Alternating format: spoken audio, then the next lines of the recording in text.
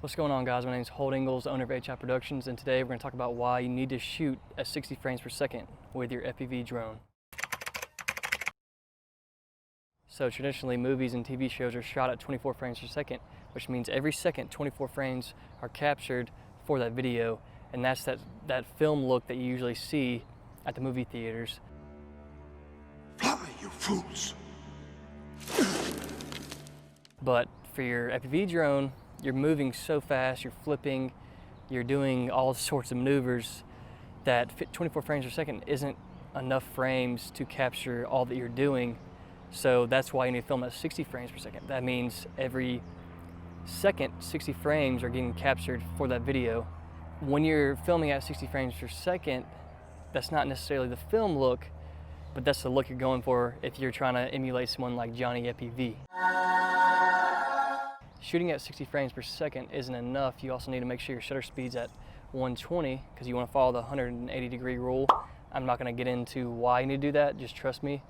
You want that smooth motion blur that you're looking for. So to change your settings to 60 frames per second and 120 shutter speed, you have to go on your GoPro and go to Protune settings. If you don't know how to do all that, click right up here. It's going to be a video showing all my settings and how to do all that. But for right now, I'm going to physically show you why you need to film at 60 frames per second and have a 120 shutter speed. So with both of these comparisons, I'm going to shoot one at 24 frames per second and one at 60. So that means I'm going to have to use different ND filters. If you don't know how to use ND filters, there's a video right up here. Click on that. I really recommend you use them. I'll show you how to use them. I'll show you what to use. So when I'm shooting at 24 frames per second, I'm going to use the ND8 to properly expose my GoPro. So I'm putting my antennas on right now. That's the only bad thing about the DJI system. I guess you gotta do that with analog system as well. But also, these goggles right here, they break so easy. See? I need to get some new ones. God, they're awkward to hold. I almost dropped them right there. I've got so many marks on them. I've broken the casings to 2 antennas. And the reason why, I'll show you why that is. Because you have to have an external battery, which I'm sure there's another way to do it, but this is how it came. You gotta have a battery hooked up in your pocket, normally, plug it in here, and that's how you power it. Other than that, I mean, I love these things, it's just they become very, very annoying. So I got all the goggles ready to go. I'll say with a remote, I don't love it, but I've gotten used to it now. I'm not switching back. I'm gonna keep using this system. All right, so here we go. Power on. We're gonna see what 24 frames per second looks like compared to 60. I'm about to take off, hopefully nothing. There's a lot of people around me, so I'm not gonna fly crazy, but I just want y'all to see the difference. Oh, I just shot off a ND filter somewhere.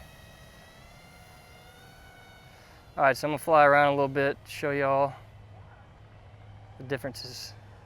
Nothing too crazy, just a little bit of maneuvers to show y'all the differences.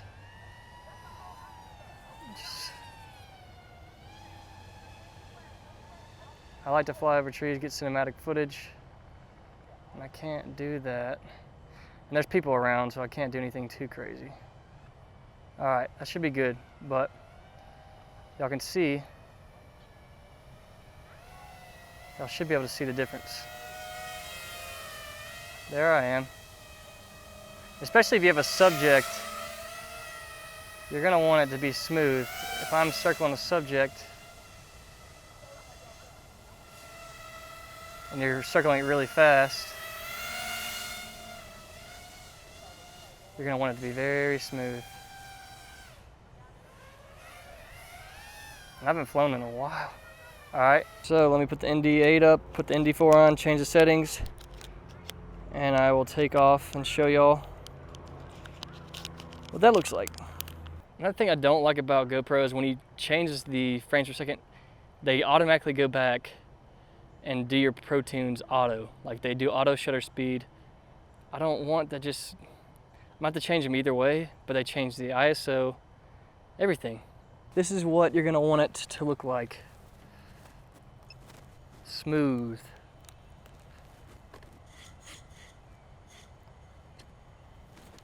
I almost did the same mistake. I almost did not press go.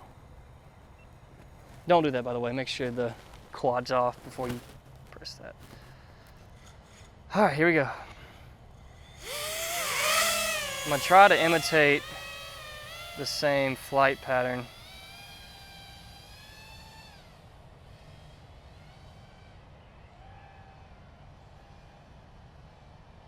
I mean, it's gonna be similar,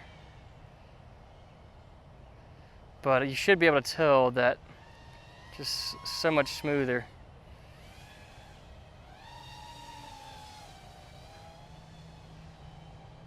And guys, I will say if you pair this with Reelsteady, it's just gonna be that much smoother. It's gonna look so good.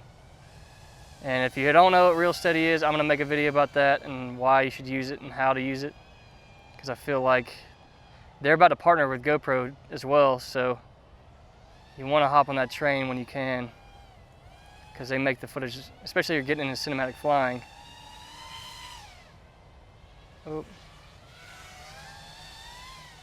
All right, you should be able to tell now.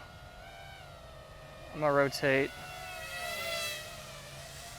Oh, something's not right. I'm gonna bring it down. But you should be able to tell the footage was smoother. So you should have been able to tell the differences right there. I suggest you learn how to do manual settings. And if you don't know how or what to do with manual settings, again, there's gonna be a link up here below on how to use that. It's just gonna make your footage look that much better and make you look that much better. Especially if you're gonna do anything professionally, you need to learn why and how to do things manually. Also with the ND filters, you need to learn how to use those because, again, that's just gonna make your footage look that much better. If you like the video, give it a thumbs up, comment, tell me what you like, tell me if you have any questions, subscribe for more stuff. I'm really gonna try to put out a lot more videos like this because I do wanna help the community. Now that I kinda know what's going on in the FPV world, I can help. I'm trying to get as much cinematic footage as I possibly can. If you don't mind going through and looking at all my videos and seeing, what I do, that'd be awesome. I appreciate y'all watching, and I'll see y'all next time.